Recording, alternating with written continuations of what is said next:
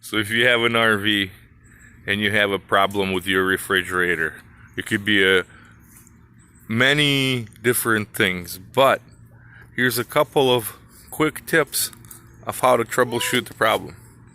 I have it all torn apart so you can see. Gas lighting comes in through here, through the choke valve, goes over into the burner slash orifice part.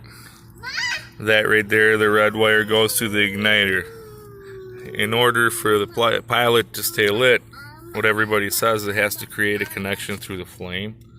I don't know how that's possible, but anyhow, everything's got to be clean because otherwise it's not going to make the connection. Here's my old burner, an orifice. Who knows? Looks destroyed. Here's the new one. Let's put it together and hopefully everything works. Pretty easy installation. All you need is a couple of tools, but it's all right in there. Clean everything out before final assembly.